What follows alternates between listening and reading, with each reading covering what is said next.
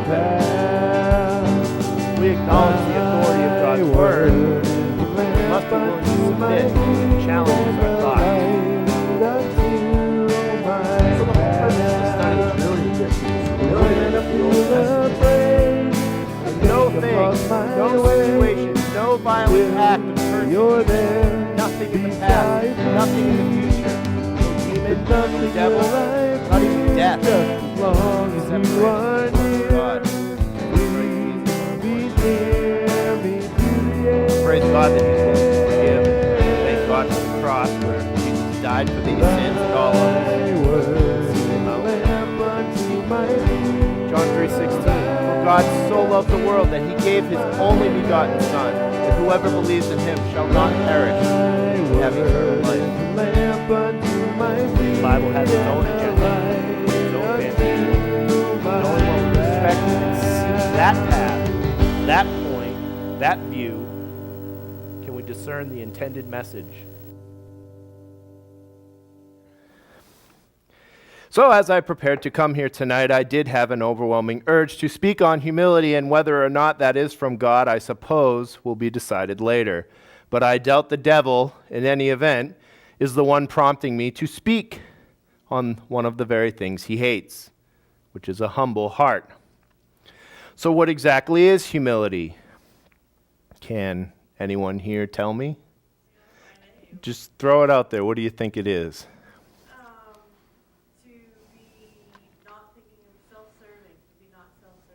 To be not self-serving. That's a good answer. Let's see. One definition that I got from my handy-dandy dictionary app on my computer here is a modest or low view of one's own importance, which pretty much is what you said, different words.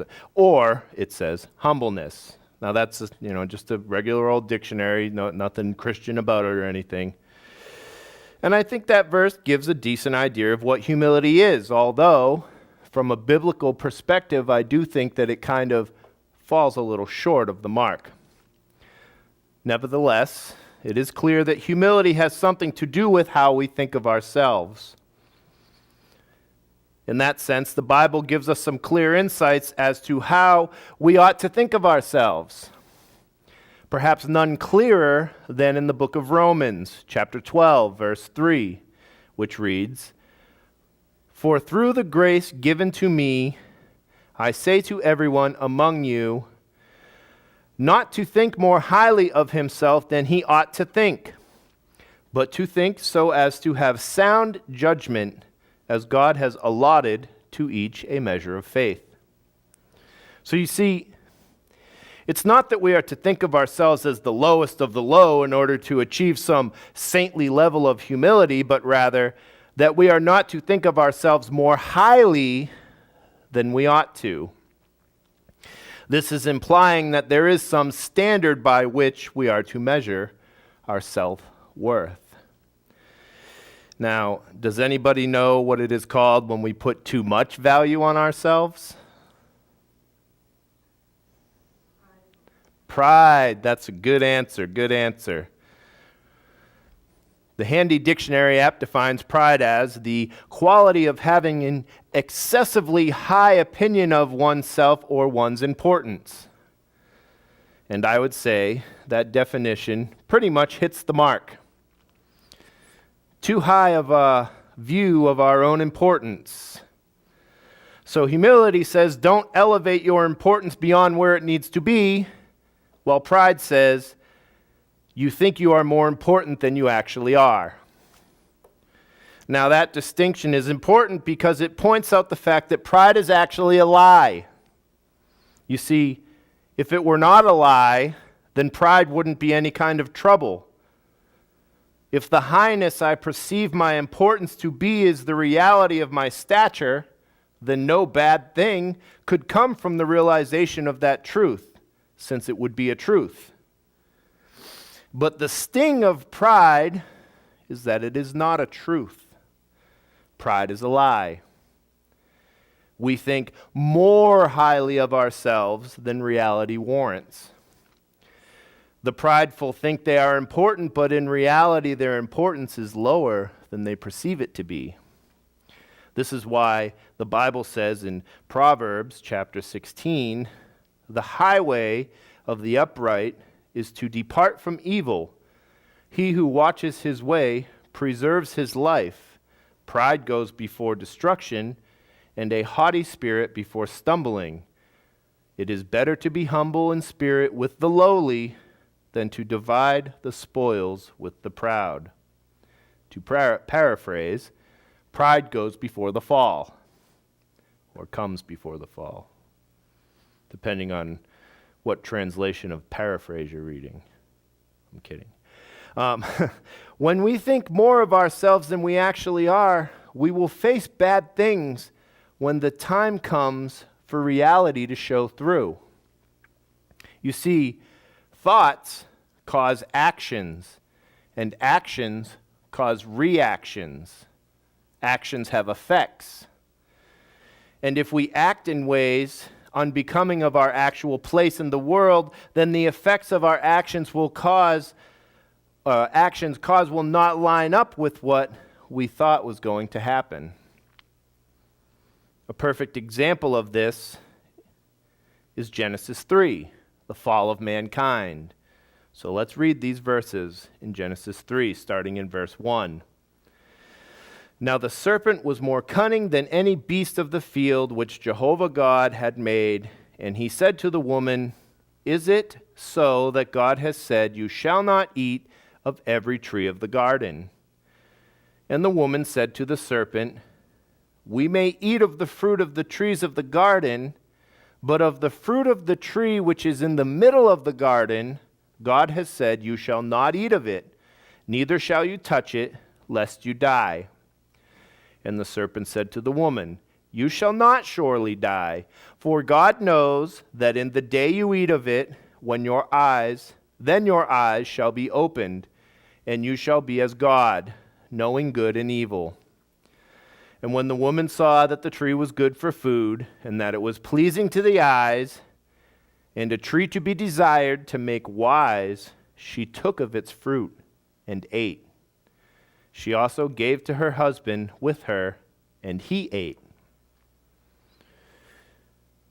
What we see here is exactly what we have been talking about. Adam and Eve forgot their place, and they began to think more highly of themselves than they ought to have. Now remember, it's not that they should have been thinking of themselves as the lowly dirt of the earth. God actually gave them a very high place in the order of creation. They had control over the whole land and everything in it. The garden was theirs, and the plants and animals in it were put there for them as well. But God put a limit on what they could rightfully claim for their own. Eve even says, We can eat of all the fruit of the trees in the garden except this one. You see, in a sense, God was saying, all of this is yours, except this one. This one is mine. Now, don't get me wrong, it was all God's. The garden, every tree, all of it was God's. But he gave them authority over most of it. So along comes this character, this serpent, the serpent of old, who we later learn is Satan, also known as the tempter, the deceiver, the accuser of the brethren. And he does just that. He tempts, he deceives, and he accuses. Even worse, Jesus says of Satan in John chapter 8, verse 44, he was a murderer from the beginning, refusing to uphold the truth because there is no truth in him. When he lies, he speaks his native language because he is a liar and the father of lies. And it was that lie that Satan fathered right there in the garden, this lie we speak of that made him a murderer in the first place. Satan says in Genesis 3, verses 4 and 5, You shall not surely die, for God knows that in the day you eat of it, then your eyes shall be opened, and you shall be as God, knowing good and evil. See, God says, I have given you all of this because I love you. And because I love you, I will tell you, don't touch this one thing. Wait, it was over here. Don't touch this one thing. That's where my imaginary tree is. It is bad for you, and bad things will happen. But Satan, with his lie, said, no, that is not the case. God lied to you. And folks, let me just say that this is always the lie that Satan will tell. He will always declare, God lied to you. Before we get all sidetracked into that, blaming Satan, as Eve tries to do in a few verses, look at her response, at both her and her husband's response. You see, if they respected their place in the order of things, their place given to them by God, they would have responded humbly, perhaps saying, I don't know, serpent, maybe that's true, or maybe it's not. But all I know is that God said not to mess with that tree, and I know my place. So if you want to eat the fruit, go ahead and eat the fruit. But as for me and my husband, as for me and my wife, we will obey the Lord. That's what they would have said had their hearts been humbled and they respected and knew their place. But that's not what they said, is it? See, they didn't want to be beneath God in the place He gave them. They thought more highly of themselves than they ought to have. So they wanted to be elevated to God's level. That was the whole bait of the devil's lie. Your eyes are closed, he said. You are beneath God, he said. And God knows this and wants to keep you there. That's why he forbids you to eat this fruit right here. But if you eat the fruit, says the devil, your eyes will be opened and you will be like God. Sounds like a good deal to me. So after all this, after considering what the serpent had said, the Bible says in verse 6, the woman saw that the tree was good for food, and that it was pleasing to the eye, and a tree to be desired to make wise. She took of its fruit and ate. She also gave to her husband with her, and he ate. Now let's make one thing perfectly clear. She didn't eat the fruit because she was hungry. She had an everlasting abundance of food. Everything in the garden was hers and her husband's, except this one tree. She ate the fruit because she thought more highly of herself than she should have. This is pride. God said eating of this tree will have terrible consequences. He said you will die. But Eve said, the fruit looks edible to me. She said, the tree don't look bad. It don't look scary. It don't look like it could kill me. She said, the tree is good for making one wise.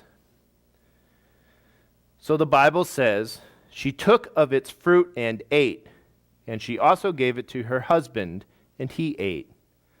Adam could have objected. Adam could have said, not me. I know my place. I'll listen to God. But no, he took and he ate. Now, why did he eat? Let's consider this whole scenario. Let's zoom out and give it a broad look. You have God and his creations, or his children, if you will, the man and the woman, and he gives them a wonderful and perfect place to live with everything they will ever need. And he says this one thing, don't eat it. Don't eat it. This one thing, don't eat it. It's bad, you'll die. Along comes the serpent and he says, did God really say that? Because if he did, then he lied. Actually, if you eat it, you will be just like God. So why did they eat? Why would they have had any more reason to believe what the serpent said compared to what God said? God, according to the scripture, spent time with them in the garden. They had a relationship with him, is the point I'm trying to establish. Then this other person, I'll call him a person, shows up, whom apparently they had never met, or at least we've never met up to this point in the story. and says, yeah, this other guy, he's a liar. Let me tell you what's really up. So why do they listen to this new guy? Had God ever lied to them?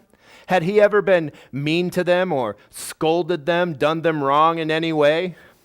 There's nothing like that in the writing. So it must have been something else. Something the serpent said must have been so enticing to them that they decided to go for it. Now, I wasn't there, but I'm willing to bet that I have an idea what it is, that whole bit about being just like God. You can be just like him. In essence, the devil is saying he's holding you down, but your place is up there.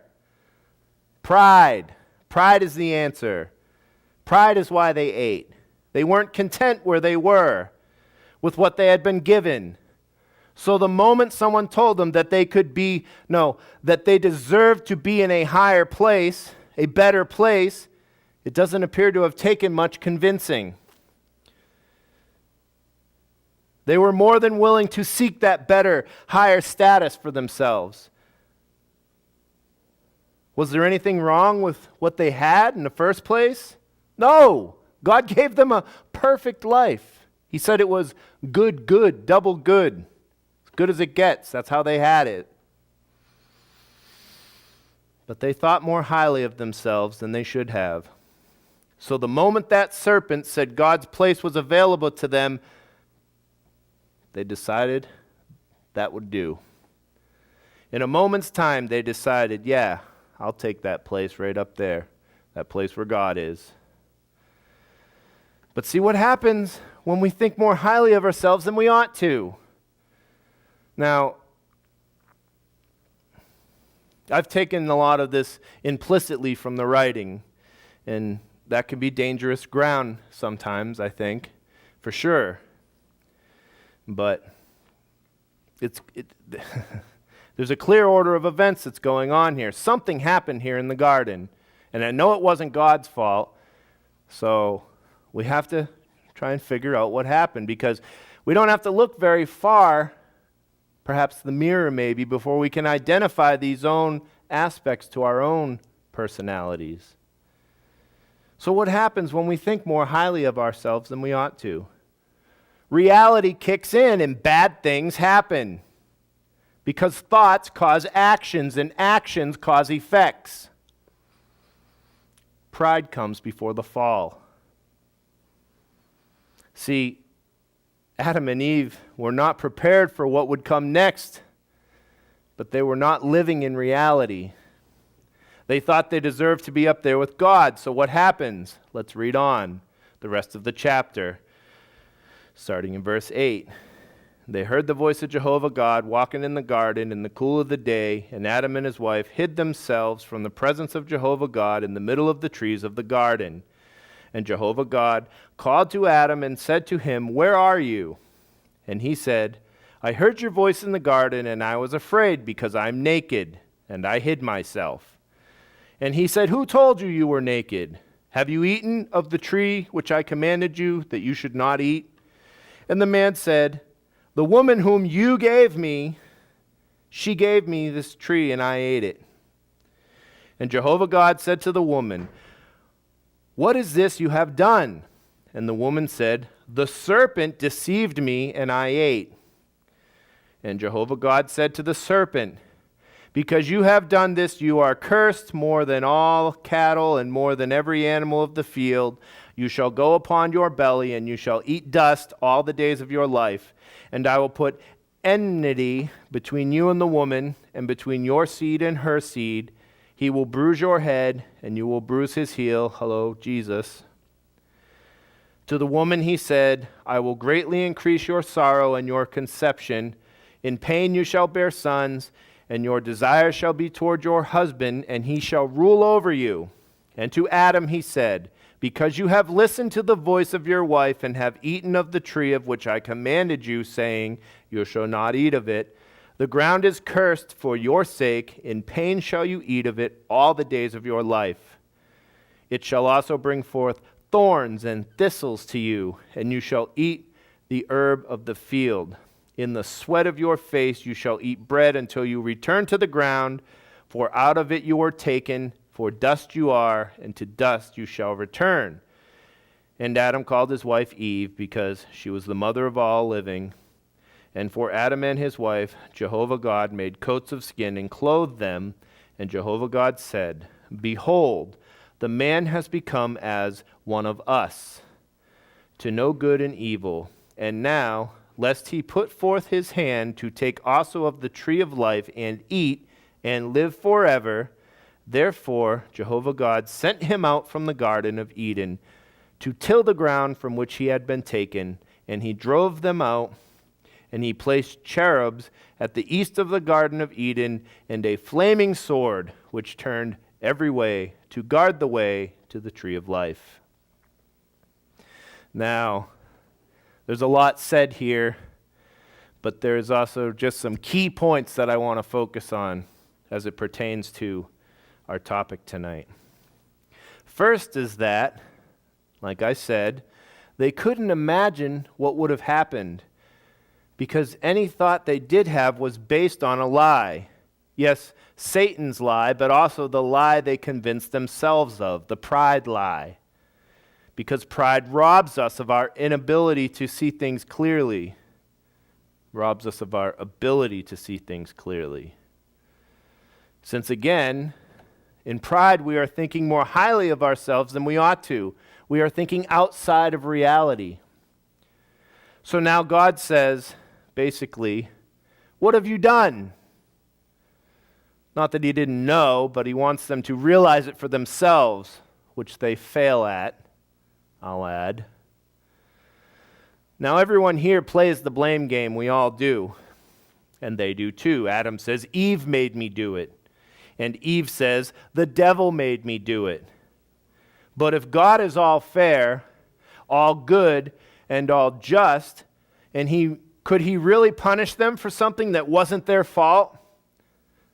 And yet, he still punishes them. Why?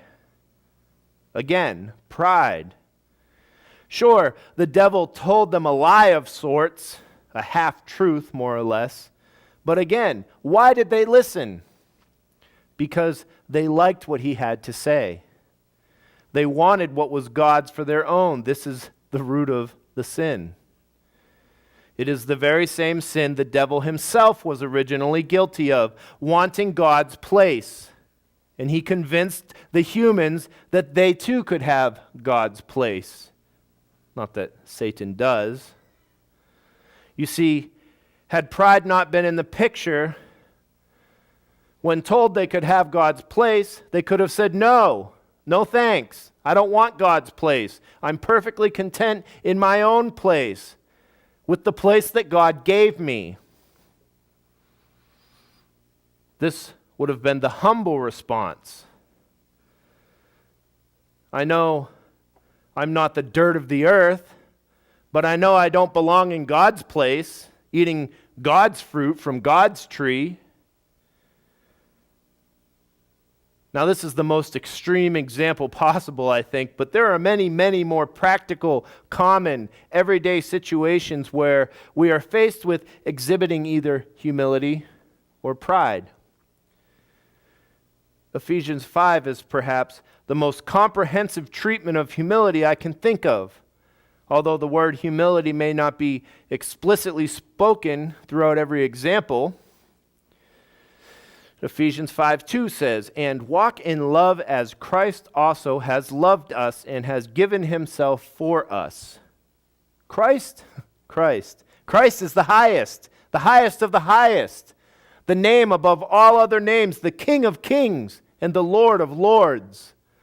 And yet, he never thought more highly of himself than he ought to. And Paul says, walk as he did, and give of yourself as he gave. Verse 2 here is general, but he gets even more specific as we move on. Go on down to verse 21. Submit yourselves to one another in fear of God. What do you think it takes to submit ourselves to one another? That's right, humility. It takes me not thinking more highly of myself than I ought to in order to submit to you. How about verse 22? Wives, submit yourselves to your own husbands as to the Lord. There's that word again, submit. So you might say, but you don't know my husband. But the verse doesn't say, submit to your husband because he is the Lord, but humbly submit as if he were the Lord. But wait, just in case the husbands think that they have it easy, go on down to verse 25. Husbands, love your wives, even as Christ also loved the church and gave himself for it. Even as Christ loves the church, we are to love our wives. Do you think that's possible with a heart and a head full of pride? How does Christ love the church? He shows her grace. He is patient with her. He forgives her continually, and he ultimately gives his life for her. But wait, there's more. Chapter 6, verse 1. Children, obey your parents in the Lord, for this is right. Conveniently, my child just walked out. Don't say anything about any way the parent might be, whether you disagree or not, whether they are smart or dumb, cranky or nice, or whatever the case might be. Children, obey your parents. Do you think that's possible if you are thinking more highly of yourself than you ought to? But in case the parents think they have it easy, how about verse 4? And fathers, do not provoke your children to wrath, but bring them up in the nature and admonition of the Lord. Not that we aren't to discipline, but we are to have reserve, patience, kindness, and love, remembering not to think more highly of ourselves than we ought to. And as my time wears thin, we go on in verse 5. Slaves, obey your master. And verse 9. And masters, do the same thing to them, forbearing, threatening, knowing that your master also is in heaven. Which is really the final point. God is above us. In our humility, we can never forget this. But when pride sets in, like Adam and Eve, we forget our place and think we deserve more than we actually do. More respect, more money, more power. For married people, maybe it's more sex. For children, maybe it's more freedom. For parents, maybe it's more control. But also, like with Adam and Eve, when reality kicks in, if we are blinded and deceived by our pride, then we are in for a rude awakening. Let us all remember to stay humble, not thinking lower of ourselves than God has granted us, but not putting ourselves in a higher place than we belong. 'Cause